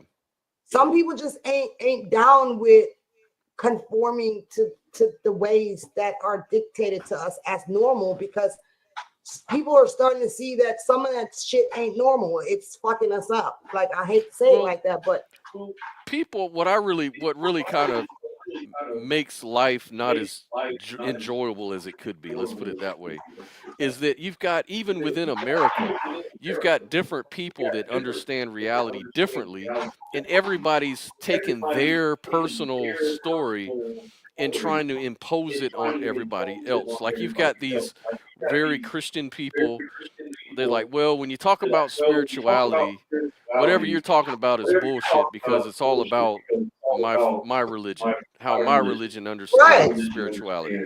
And then you've got these atheist people who'll say, well, all of that's bullshit. What you're saying is bullshit. DMT is just a drug. It's just fucking with your brain. End of story. There's nothing else to talk about. Notice these are the same people that have never tried DMT. They've never done anything like that. They've never had a mystical experience in their life. So it's real easy and convenient for them to tell us what's possible and what's not possible, when they have no. And that gets on my nerves. Yeah, it gets on my nerves, man. It feels like my sovereignty is being taken from me to be able to be rooted in my own experience. Like, you could tell me that, but how do you explain DMT putting me on the same exact frequency with my dying dad at the time that he was dying? How do you explain that? They can't. I have witnesses to that. Like, people who are around me, who live with me, who see me every day. They see me go through these things, and they can verify that this stuff is happening. So, like, then they will say, well, did you document it? Can you do it on demand? well, can you film yourself when this is happening? Like, no, it don't work like that. I can't do it on demand. It seems to be happening when I need it to happen. You know, when it's And look, and it's very true that stories like, stories that we tell, anecdotal evidence is the weakest form of evidence. So if someone's really looking for you to actually prove, or you know evidence really strong, some sort of experience you have, it's going to be impossible, because I couldn't really explain to anyone what the smell of a rose is like for me. Like, it's ineffable. right. Like, how do you explain the taste of garlic? Like, what neurons control the You taste of can, garlic as exactly. opposed to chocolate? Like, there's no way to put your finger on it and point to it. And so everything is sort of just experiential. And so Yeah. what they're asking of you is sort of unreasonable. And so Right. that's not the same as invalid, though. Like, I can have an That experience doesn't make of it. eating sweet things, but it doesn't mean I'm full of shit because you haven't experienced a sweet thing before. You're just kind of But like that's how they talking act. out of your experience, and But that's limitations. how they act, like they have some kind of got you moment because you're not able to describe the taste of garlic Well, properly to well, where they can actually experience it the same way. I don't know, like it don't even make sense. no, But ask well, what it Alex. is, yeah, Alex, Alex. ask Alex. Mm-hmm. Alex, what did you say about my intuition whenever I was talking shit about my intuition, or I would say I had a vision? Tell everyone what you used to say to me and be honest. Oh man, I don't even remember. Well, I'll tell you. He'd be like, "Well, how do you know your intuition is accurate? Well, what are you saying? You're God. You know more than someone else." I'd be like, "Well, but I just know some things. You just know." Oh, well, that means you think you're some kind of God. And I'm like, "No, that's not what I'm saying." But he was like that. He was like, "Man, that's bullshit. Like, I don't believe that shit, you know." But then, Mm-hmm. can you at least tell what started happening? Well, I mean, I guess after a while, I did start to understand uh, how your intuition works and how it actually uh, is connected to some, I guess, like unseen aspects of reality, because the um, just the way things would happen and could be tied back to some kind of a dream or a vision that you had. It was too similar to be coincidental. Right. Mm-hmm. And for example, what happened once, I think that's one of the first ones where he was like, wow, this is kind of crazy because I get these things usually when we're like going to bed and I'm like kind of falling asleep. And then I'm all of a sudden like, Alex, I just seen some crazy shit. And he'd be like, Mm-hmm. what did you see now? And in the beginning, he probably thought I was crazy, but now he knows what that means when I do that shit. And so Mm-hmm. anyway, I'm like, man, I just saw the damn nastiest thing. I don't understand why I would see this. Now I'm not going to be able to sleep. You know, and he's like, what did you see? What did you see? I'm like, man, I saw some worm-like things that look like parasites or something. Why am I seeing this? This is so gross. Well, anyway, turns out we had a serious parasite problem around our house outside. There was Mm. this like uh, pipe that was clogged, a sewer line, and around that pipe was like this puddle of water. Mhm. And he actually discovered that it was full of parasites. Okay, like literal big parasite worm-like things were in there. Big is relative, but there was a bunch of Visible ones, like not yes, just like microscopic, macroscopic. There you go. Right, right? right, And right. so that was a big problem because, like, you know, that's unsanitary. Our water runs through that, and you know, it was a real issue, a Mhm. Mm-hmm. sanitary issue, you know, and Yeah, right. that needed to be rectified and taken care of for the safety of everybody that, you know, lives around here. And Mm-hmm. so apparently that was something that needed to be brought to my attention. And that's kind of how my intuition works. The shit comes up when needed, as needed. And it's Mm-hmm. usually to either rectify a situation that could be potentially harmful, or to warn. It can even happen to warn an individual about something that may be potentially harmful to them. And so Right. that's when he discovered the parasites, and he was like, Sophia, come here. And I'm like, what? And he said, I just found the thing that you saw in your vision. And I'm like, what do you mean? And he's like, it's out here. I see the parasites. And he called me outside and we looked at it, and sure as shit, that is exactly what I had saw in my vision. So that's he's a witness to this, you know what I mean? Yeah, yeah, yeah. And you know, one thing that I want to make a point on too is that never to invalidate someone's experience. Like, there's people that are ignorant of being on DMT. So I don't invalidate their opinion that DMT is probably just a hallucinatory drug and it's nothing more than that. It's probably like smoking weed. It's probably like just anything else.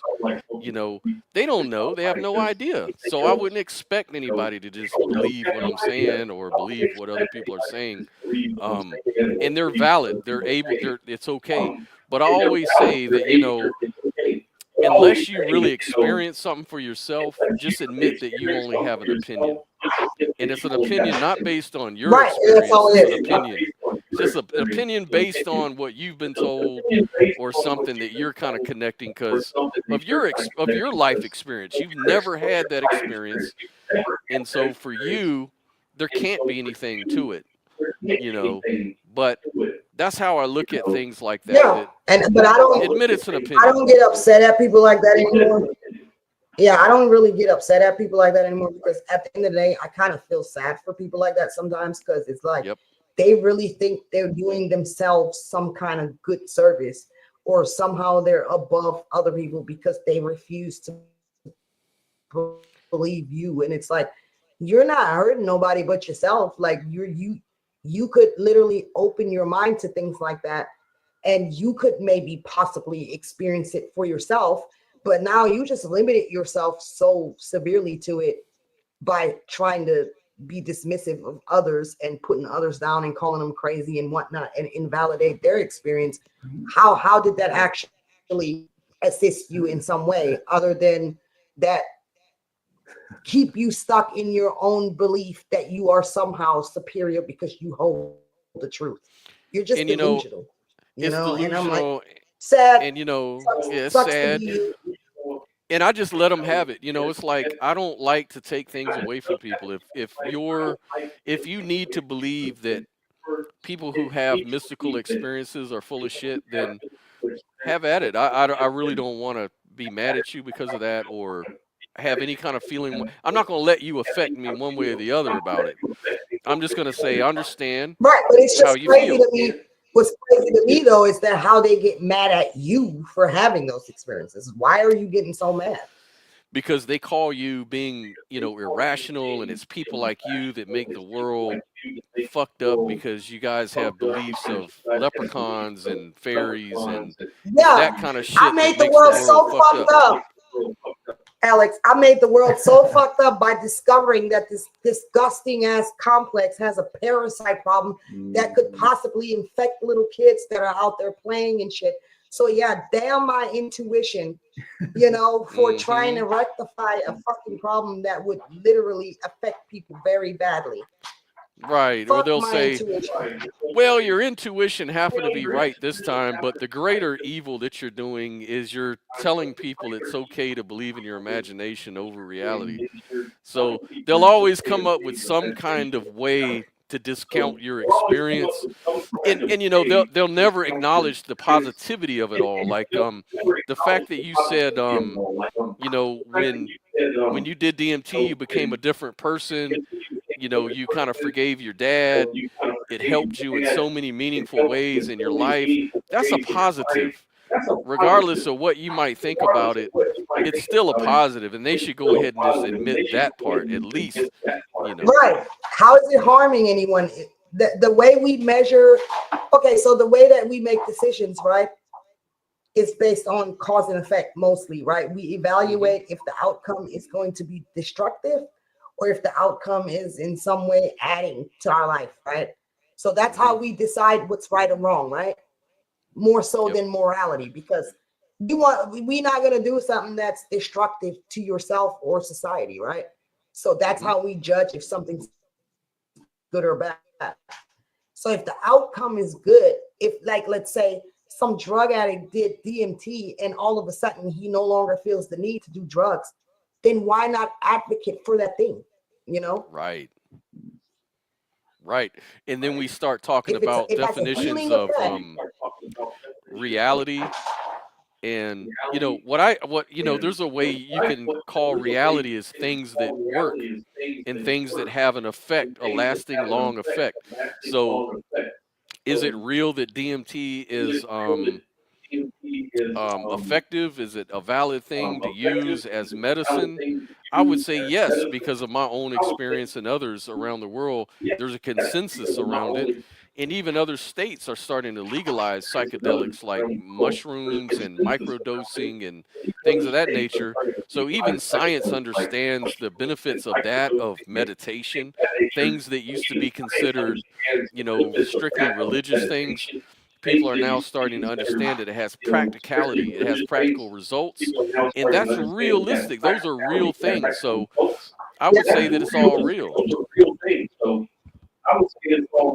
it is. I mean, science has proven that stress affects your body, and stress is a thought pattern, right? And it's an unhealthy thought pattern. So if we've been able to prove that a thought pattern can negatively affect everything, like it can affect your blood pressure, all kinds of shit. Like if we can prove, if we were able to prove that, then if you have a drug, the Germans coming out. If you have a drug, or whatever that can alter your state of mind in such a way that your thought pattern has a healing effect on your body, why are you knocking it? You know? Right. Yeah, and think about the disrespect to natives. Think about, these people have been studying this stuff for thousands of years, have been doing these things for thousands of years. So you're trying to tell me that all of that study, all of that accumulation of human knowledge and wisdom doesn't count because you're told this story about that we adopted in Western civilization, that things are supposed to work this way, and that's not the story. The story's supposed to be this, not that. Fuck them. That's what pisses me off so bad. It's like, you fucking said that everything the ancients knew and developed is all bullshit, and we're gonna do it all this way now. Yeah. And now you want to start slowly catching up with your science, to the shit that we already knew. Like, come on. It's like, it goes back to my theory about Europeans in general. It's like they just have this, they feel this need where if they discover some native people somewhere, they just feel like, oh no, we can't have this. We got to come in and make sense of their life because they don't know what they're fucking doing. It's chaos. It's not making sense to us. So we have to step in and teach them how they're supposed to be living. Put some fucking clothes on. And now, yeah. But now look what we got going on. Look what we got going on. A fucking idiocracy. People don't even know if they're a cat or a dog. Yeah, the motherfuckers. And it's just the arrogance of culture, like, and tribalism is just astounding. Well, you could just went along with the concept that's in nature that we always knew, is that there's 3 genders. And the reason I say that is because you have male and female, and then you have people who are somewhat in between, and that has always existed. That's why we have things as hermaphrodites, right? So we've always, like, our ancient ancestors knew there were 3 genders. So instead of you attacking that and saying, oh, these heathens, they're weird, they're fucking doing shit that, but in reality, Now you got us fucking trying to make us believe that there's 100 different genders. Go sit your ass down. Yeah, for real. Now Well, you're look, telling people you can identify as whatever you want. You can be a dog. You can be a cat. Like, just yeah, admit that we had it right all along. There's 3 genders. yeah, exactly. Well, look, I don't want to hold everybody up. We're right at the 2-hour mark. So this is a good time to cut it off. I Yeah. know we're all getting kind of hungry and all of We that. have to continue this though, because it's such a big, broad topic. Like, we could make Yeah. a series out of that. We could go into consciousness and stuff next, so we could get right to it, you know. Yeah. Well, I really enjoyed myself. This is a really cool discussion, and glad Alex came on today. That's fun. Absolutely. So yeah, I mean, I had a great time. Let's do it again next week. Yep. Well, thanks a lot for guys that you folks that joined us. I'm glad we had some, comments in the live chat. So I appreciate that, guys. And Benny McVicker, Brendan Ryan, thank you for joining and jumping in. So we're gonna go ahead and cut this off. But you guys have a great rest of your weekend. Peace. You